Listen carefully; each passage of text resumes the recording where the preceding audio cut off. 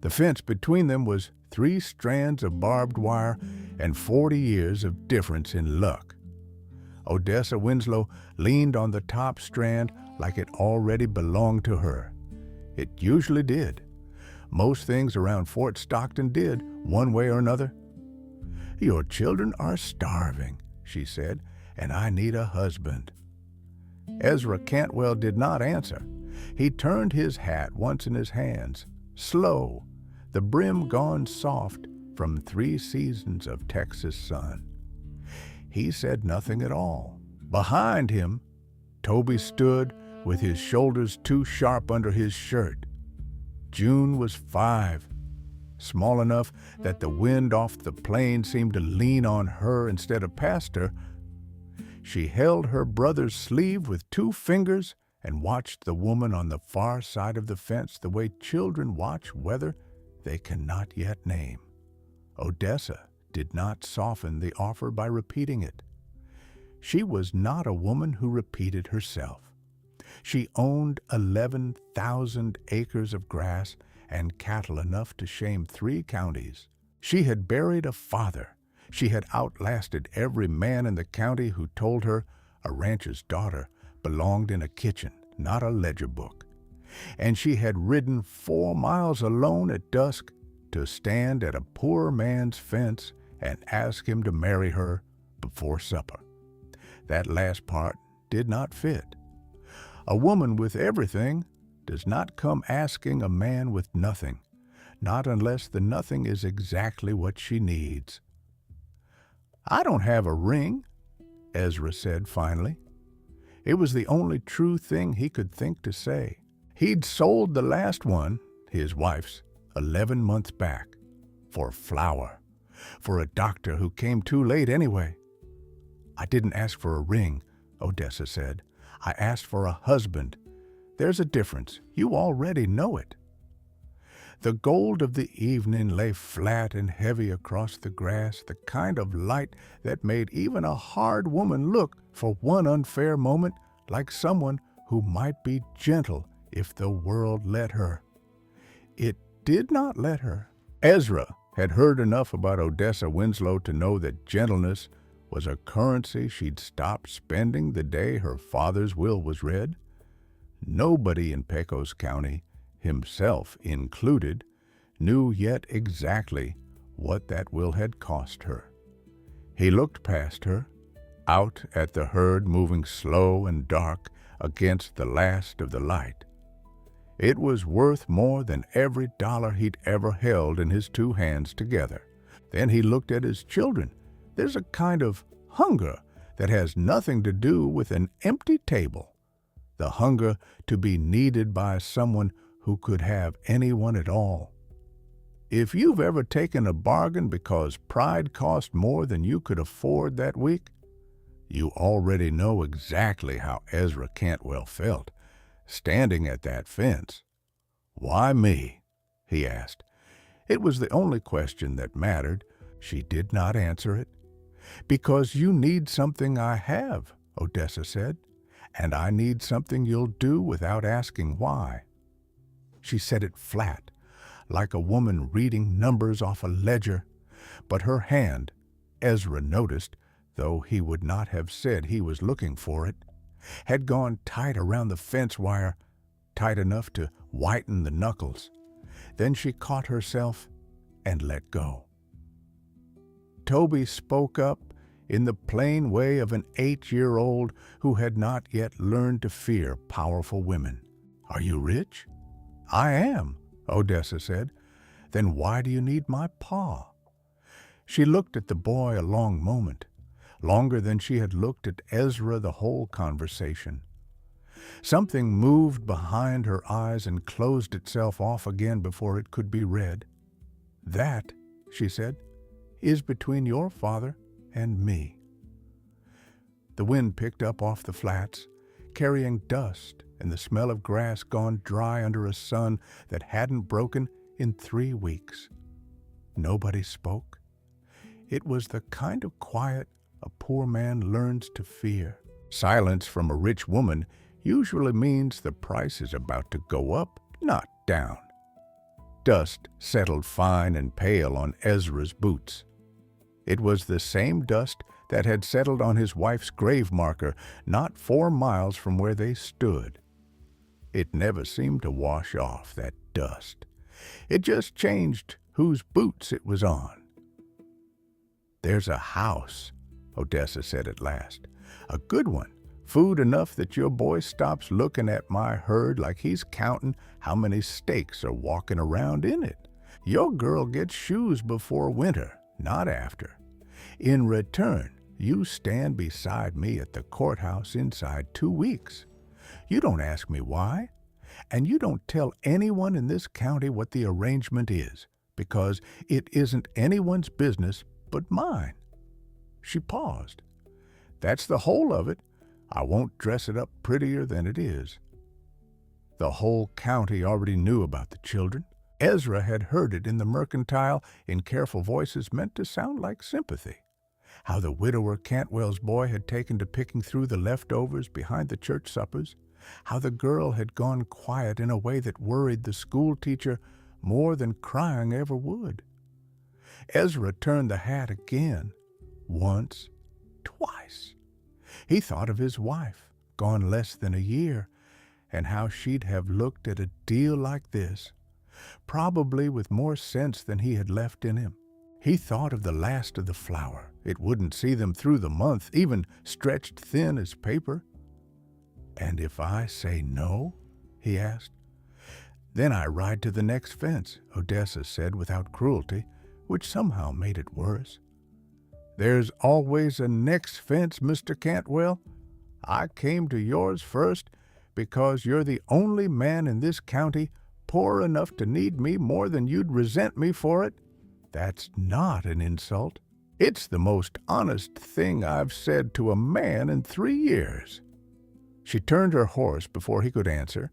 She had learned, somewhere in the 11,000 acres, and the 3 lonely years since her father's funeral, that the surest way to get a yes was to leave a man room to arrive at it himself.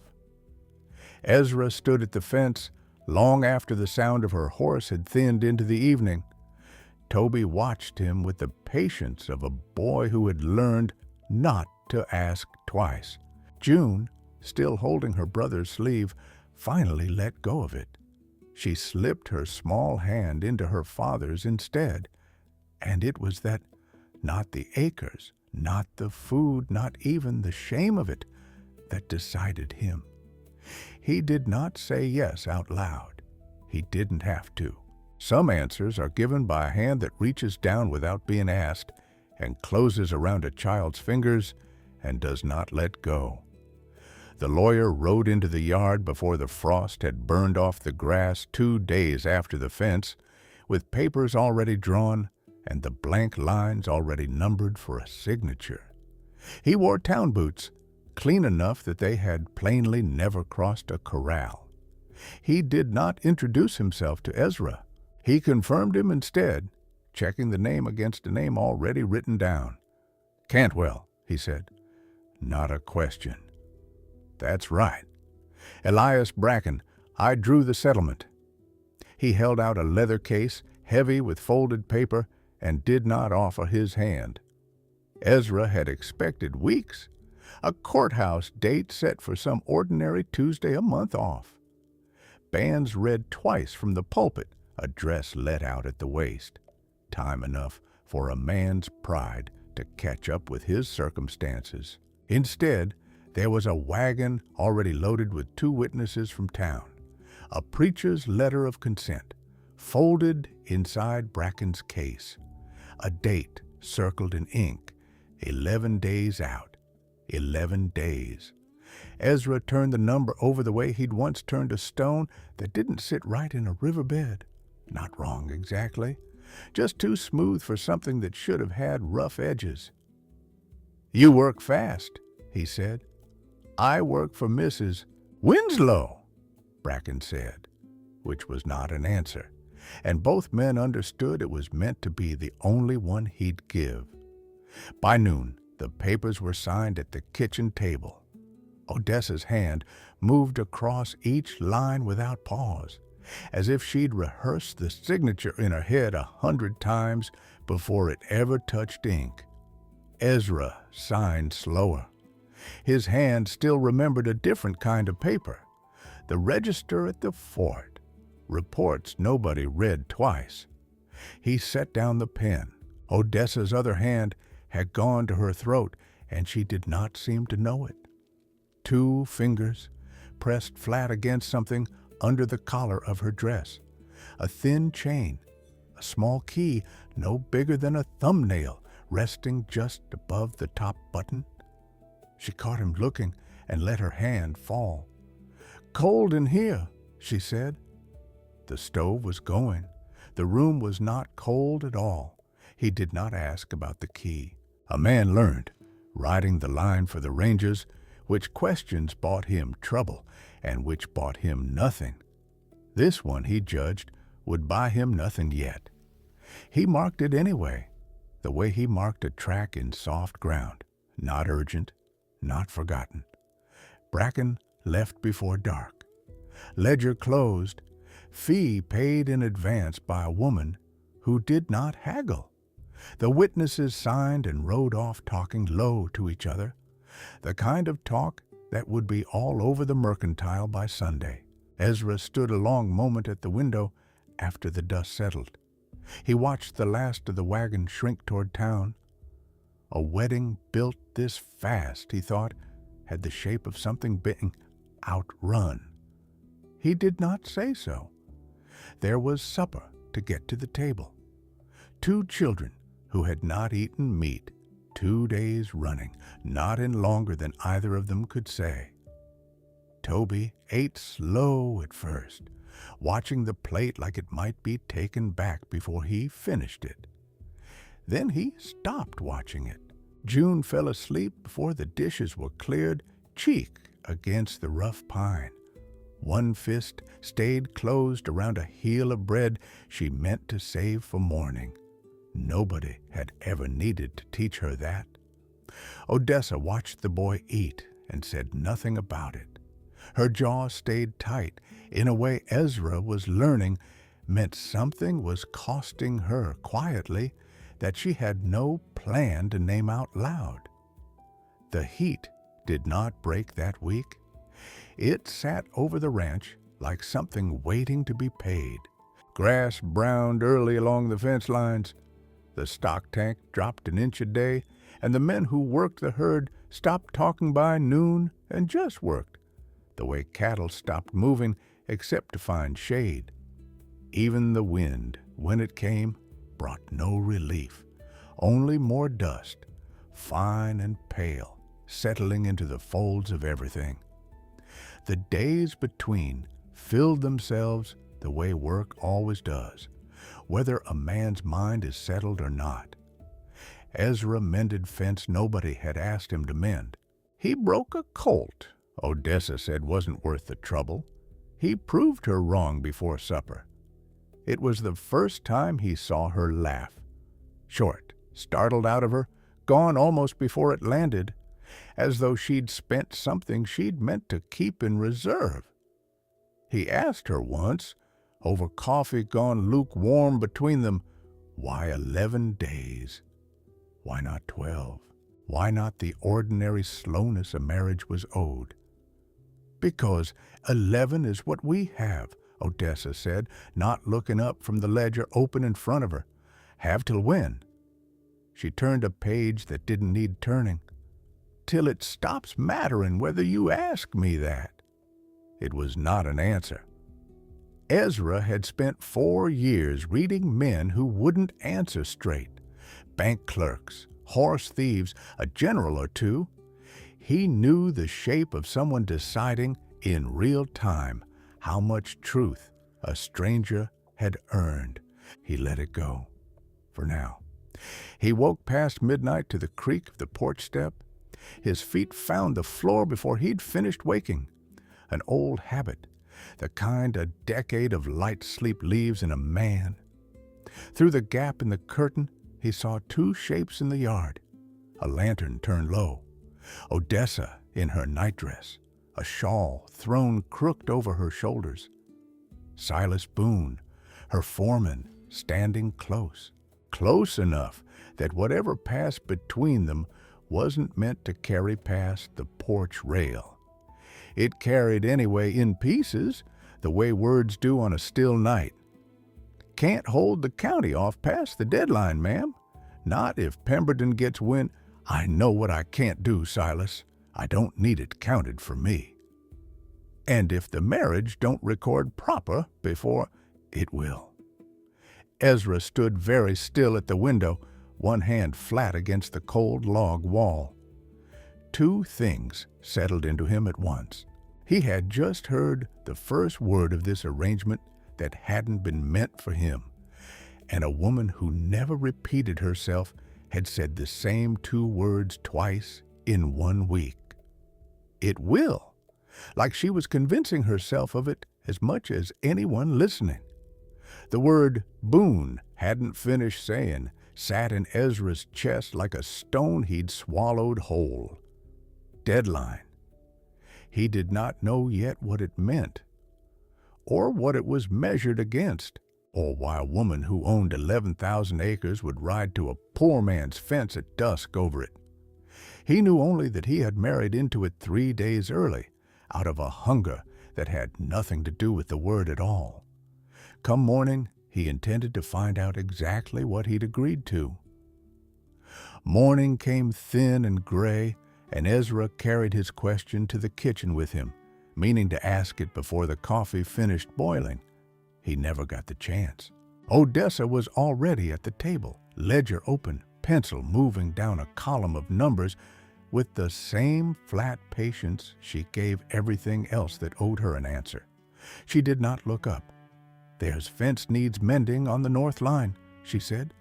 "Boone's short 2 hands since spring."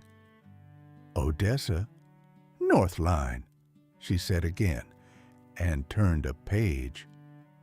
He let it sit. A man learned, riding the line for the Rangers, that some doors didn't open for a straight knock. He would try the deadline again later, when the ledger was closed and her hands weren't full of numbers that plainly frightened her more than she let on. Later did not come for 3 days. Work came instead, the kind that fills a man's hours without asking his permission.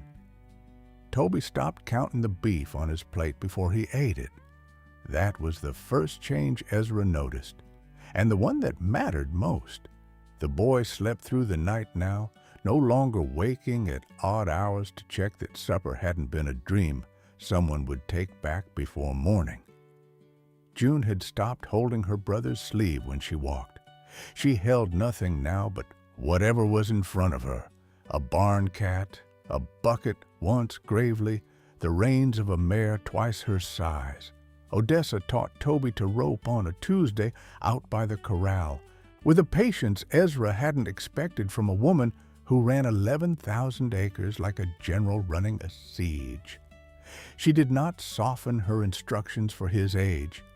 "Wrist, not arm," she said, the third time his loop fell dead in the dust. "The rope goes where your wrist sends it. Your arm just carries the wrist there." He tried again. The loop sailed wide, caught nothing but air, and Toby's face went tight with the particular fury of an 8-year-old failing in front of someone he wants to impress. Odessa did not laugh at him. She stepped behind him, put her hand over his on the coils, and threw the rope with him once so his arm would remember the shape of it. The loop landed clean over the fence post. Toby stared at it like it had done something illegal. "Again," Odessa said. "This time without me." He missed 6 more times before he caught the post on his own. When he did, he turned and found Ezra watching from the porch rail and did not smile, just nodded once like a man closing a deal. Ezra nodded back the same way. It was, he thought, the first thing his son had been proud of since the funeral. June's education went slower and quieter. She followed the wrangler, Amos, from stall to stall for the better part of a week, repeating each horse's name under her breath until it stuck. Ranger, Coalback, Miss Patience. The roan gelding nobody could agree on a name for until June settled it herself and called him Sunday, because that was the day she learned him. She said the names now the way other children said prayers. Ezra heard her some nights through the wall, running through them once more before sleep took her, as if she were making sure the horses would still be there come morning, as if she'd learned the hard way that things a person loved had a habit of not staying. Between Ezra and Odessa, something shifted too, though neither of them named it. She stopped correcting his work before she'd seen it finished. He stopped waiting on her permission before he gave his own. Once, mending fence together in a silence that had gone comfortable without either of them deciding it should, she handed him a nail before he'd asked for one. He took it without a word. It was a small thing. It was also the first time in 11 months that anyone had known what Ezra Cantwell needed before he said so. The rider came up the road on the 9th day at an hour too early for a social call and a pace too unhurried for business. Ezra was stringing wire when he heard the horse and looked up to see a man he didn't know reining in at the gate. Good coat, town boots that had never crossed a corral, a face built for smiling at people he had no intention of liking. "You'd be the new husband," the man said, before Odessa had even come out onto the porch. "Dalton Pemberton. My uncle was her father. Makes us kin in the loose way the law allows for it." He said kin like it tasted bad in his mouth. Odessa came down the steps unhurried, her face gone smooth and unreadable in the way Ezra had learned to watch for. "Dalton," she said, "you're early." "Early for what?" Dalton said, and smiled the way a man smiles when he already knows the answer and wants to watch someone else flinch at it. "I only came to pay respects to the happy couple, and to remind you, cousin, that the terms of my uncle's will don't bend for a fast wedding. Paper's paper. Dates are dates." The word landed in the yard like a dropped plate. Ezra set down the wire. "What will?" he asked. Nobody answered him. Odessa's jaw did the thing it did when a cost was coming due that she had no plan to name out loud. Dalton's smile widened, the smile of a man handed a gift he didn't have to pay for. "Ask your wife," Dalton said, and touched his hat, and turned his horse without waiting for anyone to walk him out. Ezra watched him go, dust rising thin behind the horse and settling, slow, back into the road. Then he turned to Odessa. "What will?" he said again. Not a question this time. A debt called in. "It's nothing that concerns you," Odessa said, already moving toward the house. Already 3 words into a sentence about supper before the first one had finished leaving her mouth. It was the fastest he had ever heard her answer anything. A woman who never repeated herself, he was learning, had a whole different kind of tell for the question she meant never to answer at all. Supper got made. That was the whole of what happened next, and Ezra let it be the whole of it. A woman moving pots on a stove with her jaw set like that was not asking for company, and she wasn't inviting the question in after her either. He set the table instead. 2 plates for the children, 2 for the grown ones, learned in 11 days without being told twice. The days after Dalton's visit ran quiet on the surface, busy underneath, the way a creek runs over a bed full of stones. Nobody spoke the word will again. Ezra noticed things anyway. Odessa worked longer at the ledger than the numbers required, and Boone rode into town twice more than usual, and both of them came back wearing faces built to look like nothing had happened. He filed it the way he'd once filed a rustler's tracks that doubled back for no honest reason, not yet urgent, filed away all the same. He mended what needed mending and broke 2 colts Odessa swore weren't worth the rope. Both times she was wrong. Both times she watched him from the corral rail, arms crossed, something unguarded moving behind her eyes before she remembered to put it away. The heat had finally broken by then. The herd drifted easier toward the springs each evening, unhurried, the way animals move when nothing is chasing them. Toby's rope found the post more often than it missed now. He practiced before breakfast alone, so no one would see him fail, though Odessa always seemed to be at the corral just in time to see him land it. One evening, he asked Ezra to show him how a ranger cleaned a rifle, and Ezra did, slow, naming each part the way his own father once had. Toby repeated the names under his breath like a boy memorizing scripture. A father lets a woman have most things around a house like that one. This he kept for himself. June's changes came smaller and slower. Water working on stone, not a flood taking it all at once.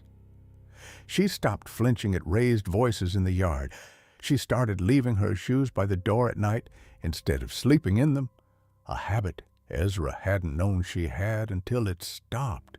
One evening, reaching for help with a top button she'd nearly managed on her own, June said 2 words without weighing them first. "Thank you, Miss Des." Odessa's hands went still on the button, just for a breath.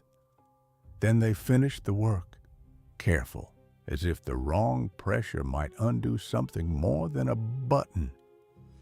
"You're welcome." Her voice came out rougher than the sentence needed. She did not look at Ezra to see if he'd heard it. She didn't have to. He kept his eyes on the lamp wick he was trimming, giving her the same mercy she'd given him about the key, the mercy of not being watched while something private crosses a face. He woke past 1 in the morning to a sound that wasn't quite a sound, more the absence of one, the particular silence of a house with a door open somewhere it shouldn't be. 4 years riding the line had taught him to trust that kind of quiet over noise. He rose without waking June, who'd taken to checking twice a night that Toby's door was shut against nothing in particular. The study door stood a hand's width open, lamp burning low inside. Odessa was gone from it, asleep down the hall most likely, worn thin from a day that had cost her more than she'd priced aloud. The little iron safe beneath the window stood open too, not forced, left. The small key still sat turned in the lock, and the chain that usually rode her throat lay pooled beside it, catching the lamplight the way still water catches it. Ezra stood in the doorway a long moment. The old rule worked in him. Some doors a man doesn't knock on twice, but an open safe in an unlocked room, in a house with a wolf like Dalton Pemberton circling it, was not a thing a ranger's habits let him walk past. Not tonight. He told himself that. It was even true. He meant only to close it. The papers inside were dry with age, brittle at the folds, heavy with a wax seal broken clean down the middle. His own name was nowhere on them. Her father's was, in a hand gone shaky near the bottom, the way a dying man's writing does. Ezra read it standing, his thumb pressed wide against the corner of the page, as if holding the paper still might hold the words still too. Then he sat on the edge of the desk and read it again. Slower. Certain the first pass had gotten some word of it wrong. It had not. The estate, the house, the herd, the 11,000 acres, the water rights at Comanche Springs that fed every head of cattle in 3 counties, passed whole to Odessa Winslow on one condition only. She stood before witnesses, a lawfully married wife of record on or before the date of her 41st birthday. Failing that by any cause, the whole reverted to Dalton Pemberton, nephew, as though she had never run the place a single capable day of her life. 11 days. The number sat in Ezra's chest exactly where Boone's unfinished sentence had left it a week before. He counted the days on his fingers like a boy at a slate and came up short of comfort every time he tried it. He was not a husband standing at that fence. He never had been, not really. He was a date, arrived just barely in time, wearing a ring she hadn't even had to buy him. Outside, the wind picked up off the flats. Dry, steady, the kind that dries a well before it dries a man's throat. Ezra folded the paper back along its own soft creases and set it where he'd found it. He did not touch the key. A thing once known doesn't unlearn itself for the sake of a woman's pride, no matter how badly a man wants to hand it back unread. He blew out the lamp and stood a while in the dark, listening to the house breathe around him. He understood it now, flat and cold, the way a man reads his own hand of cards dealt face up too late to fold. He had married a deadline, and the deadline was not done with either of them yet. Ezra found her in the study a little after noon, ledger closed under both palms as if she could hold it down by will alone. He did not knock. 4 years of not saying things straight had used up whatever patience he had left for it. "I read the will," he said, "2 nights back, your father's." Her hands did not move on the ledger. That told him more than words could. She had been waiting for this. Since the morning the safe stood open and she hadn't noticed. "Then you know everything you married into," Odessa said. "I know the date. I know what happens if we miss it." He turned his hat once in his hands, an old habit he thought he'd broken. "What I don't know is what I am to you between now and then. So I'm just paperwork then." The words landed harder than he had meant them. He watched them land, watched something come loose in her face for exactly as long as a held breath. Then she caught it, put it away, the same place she put everything. "You think I chose you because you were easy," she said, not a question. "Because a poor man with 2 hungry children wouldn't ask what he was worth to me." "Weren't you counting on that?" "I was counting on you saying yes." Her voice cracked once, thin as ice over a stock tank, and did not crack again. "I wasn't counting on caring whether you meant it." The room went quiet, stayed quiet. The particular quiet of a house sitting on a countdown.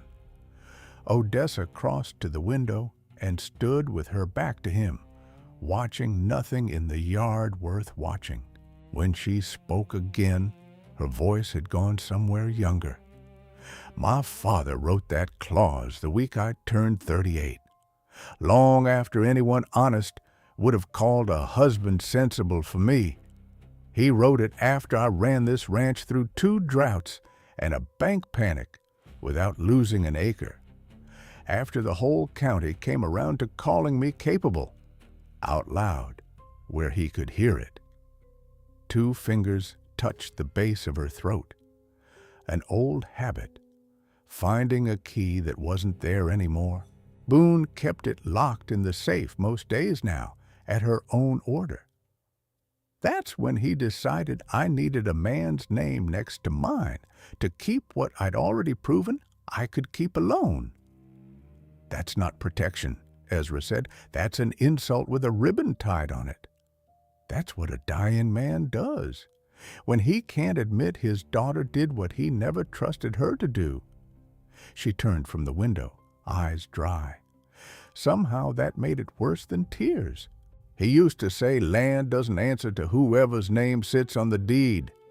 Said it answers to whoever stays to bleed for it. I believed him. I still do.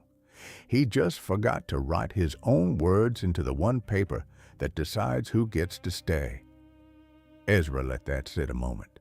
He'd spent 11 months bleeding for a grave that gave nothing back. He understood the word better than he wanted to. Why me? He asked again. The same question from the fence. And don't say it's because I was poor enough. Odessa crossed the room. No rush to it. No performance in it. She simply closed the distance until he could see the tired lines at her eyes she usually kept turned away.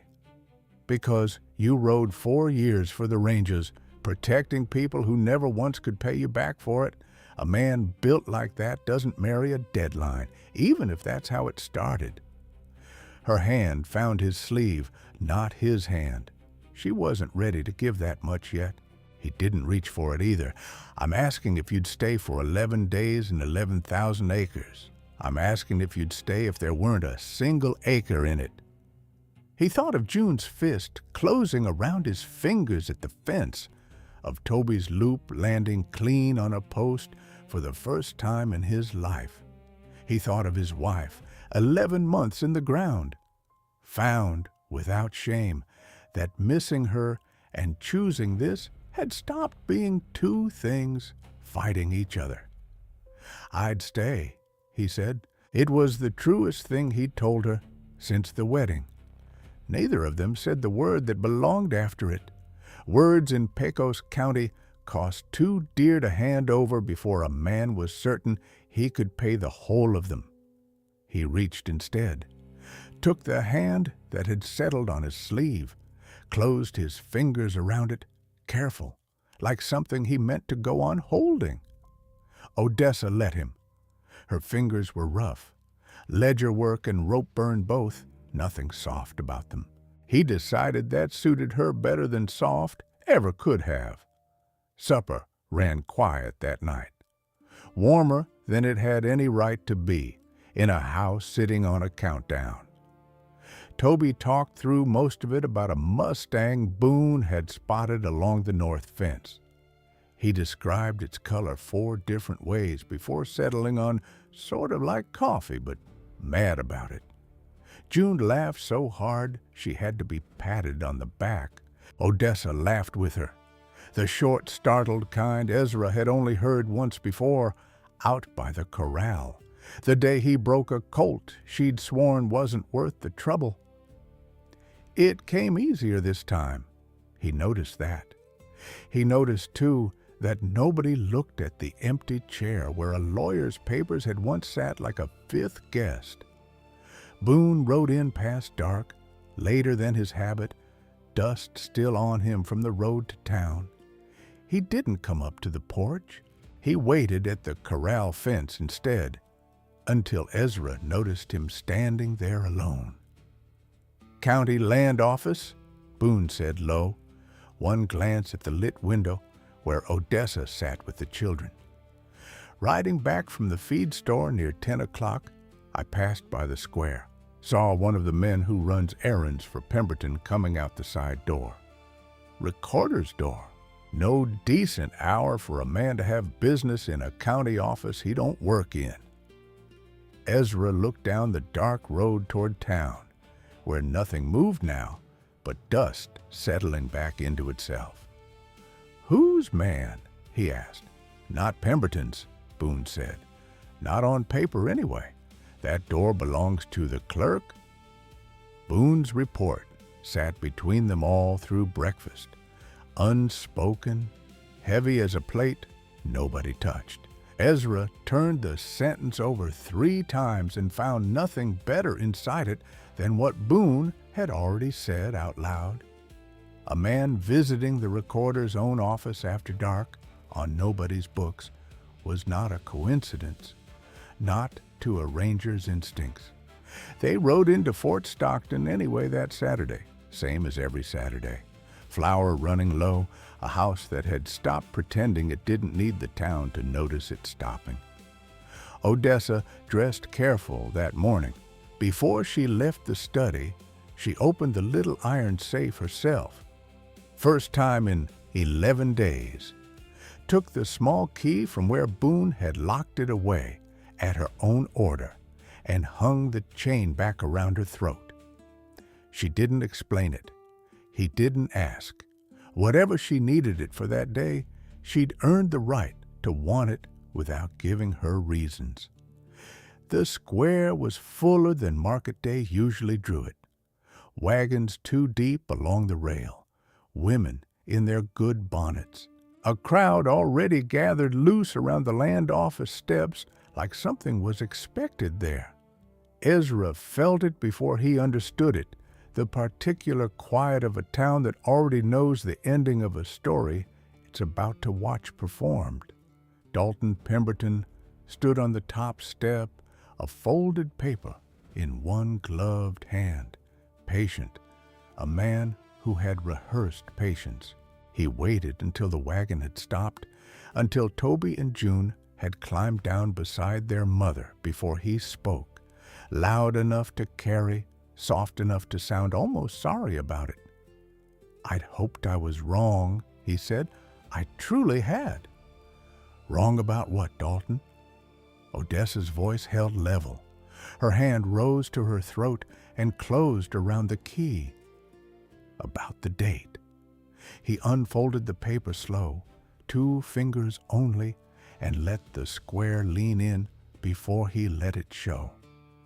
The county recorder's register. Your marriage entered the 14th. Not the 13th like the parson's own book would have a body believe. The 14th. He let the square hear it twice. 1 day past your father's claws, cousin. 1 day short of everything he left you. The crowd's quiet changed shape.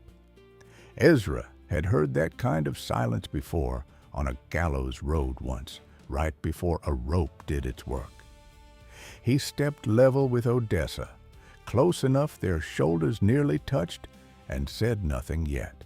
Saying nothing was, for the moment, the only weapon he owned that couldn't be turned around and used against her.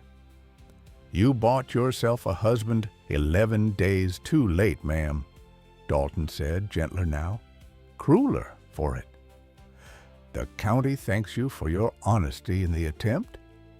He turned half toward the crowd, inviting them into the joke of it. A hired ranger, 2 borrowed children, and a wedding that arrived a day short. I don't fault you the effort. I fault the arithmetic. Someone near the feed store laughed, short and ugly, hushed fast enough that the hushing hurt worse than the laugh had. June's hand found a fistful of Odessa's skirt.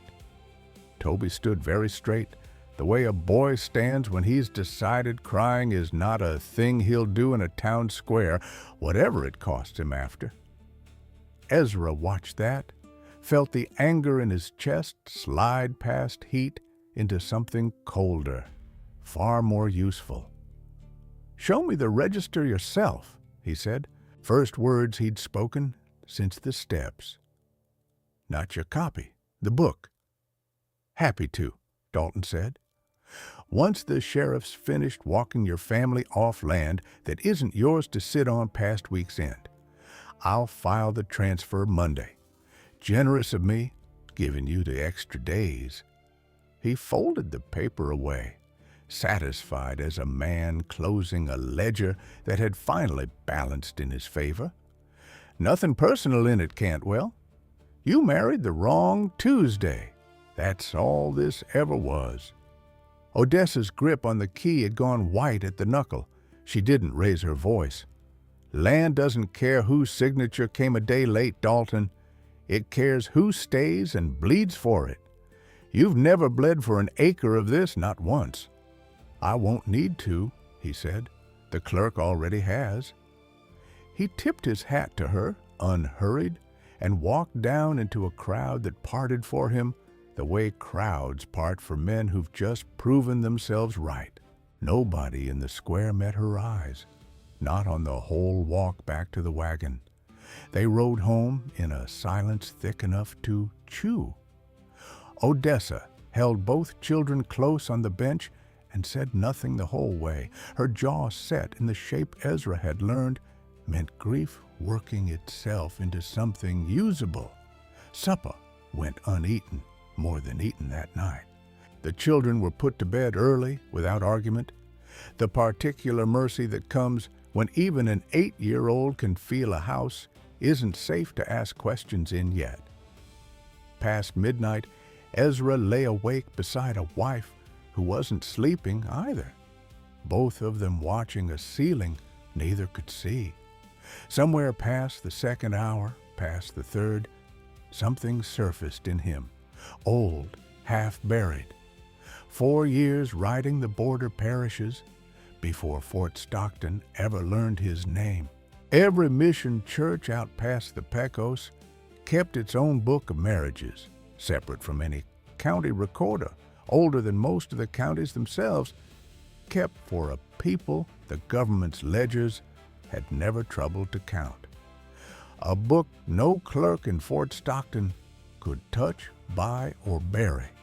He rose without waking her, dressed in the dark, boots in hand until he reached the porch. The horse stood saddled inside a quarter hour, breath fogging in the cold that comes before dawn on the flats.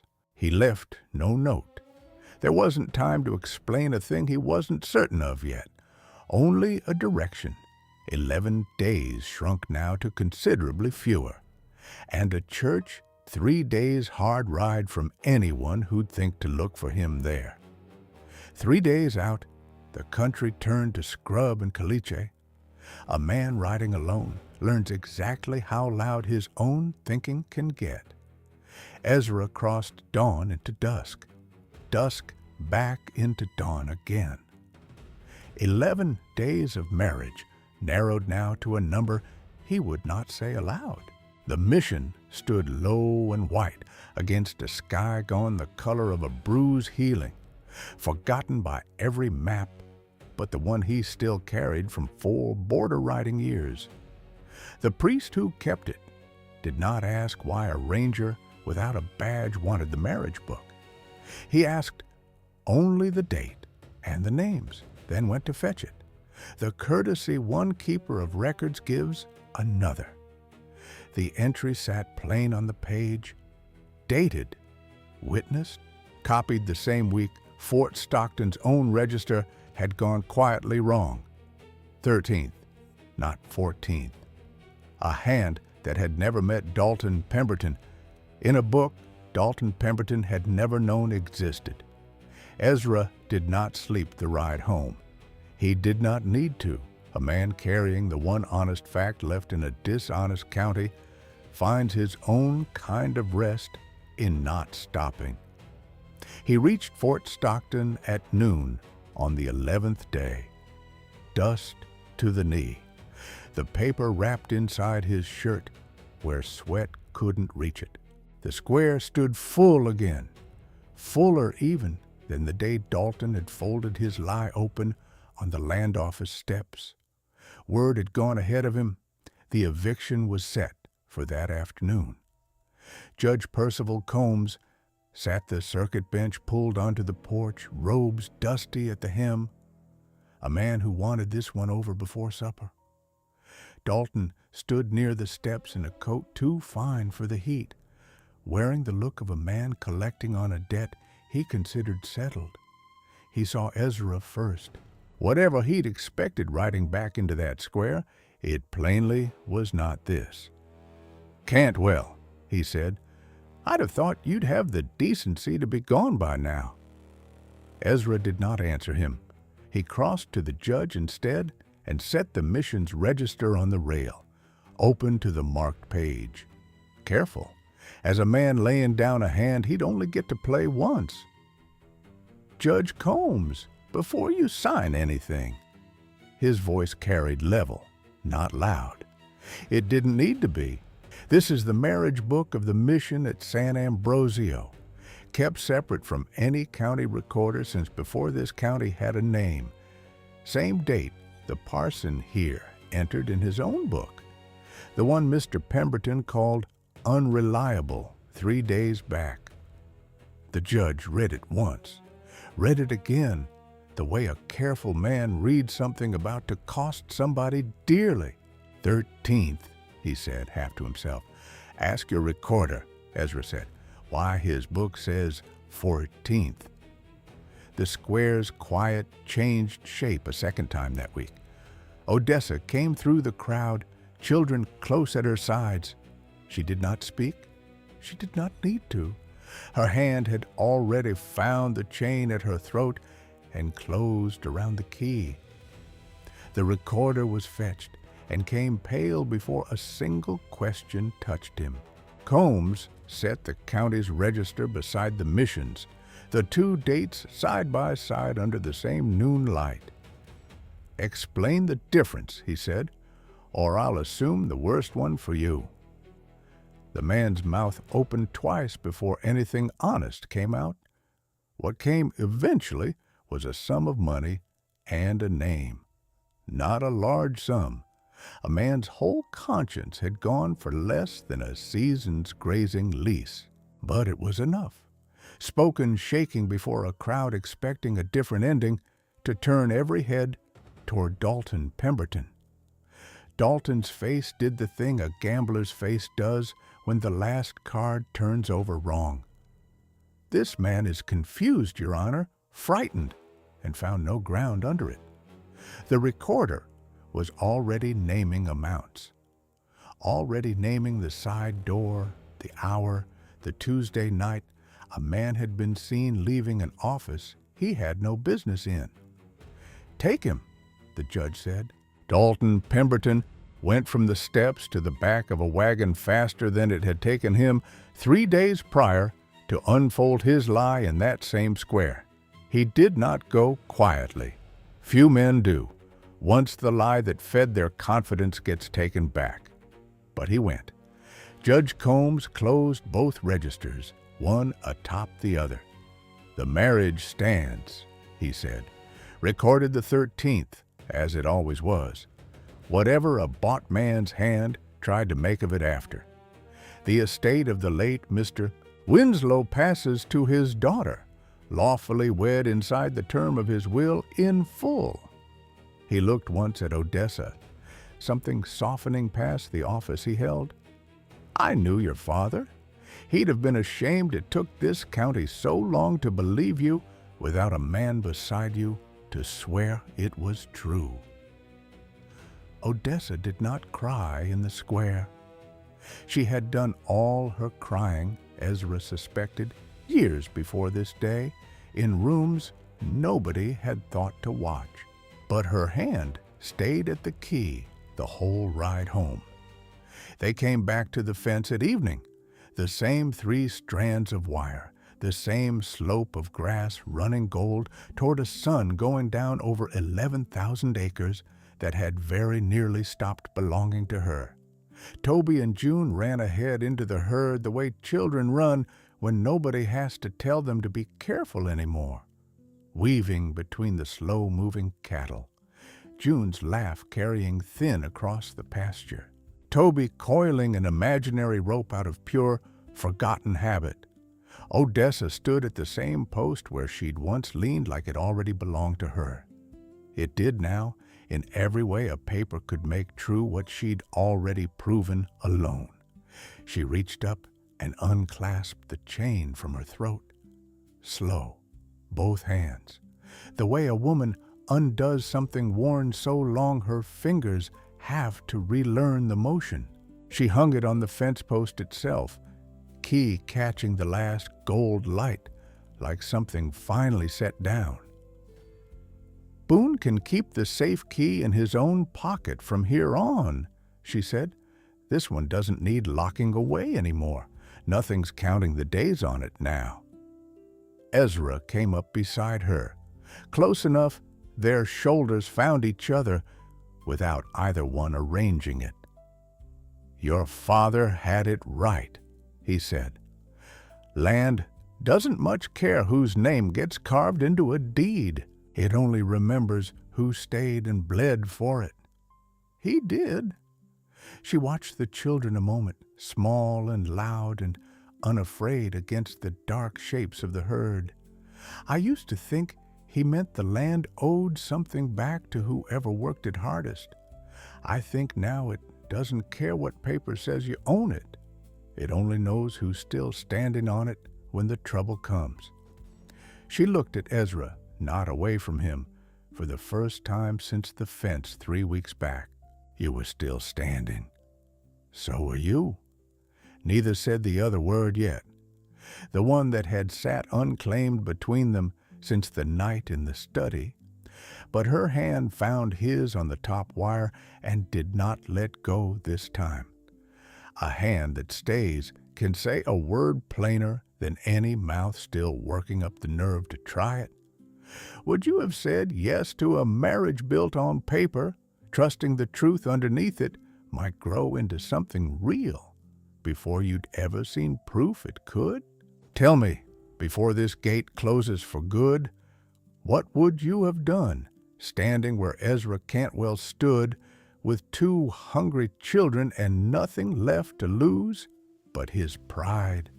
The sun went down slow over Pecos County that evening, the way it always had, the way it would go on doing long after every deed in every drawer changed hands a dozen times more.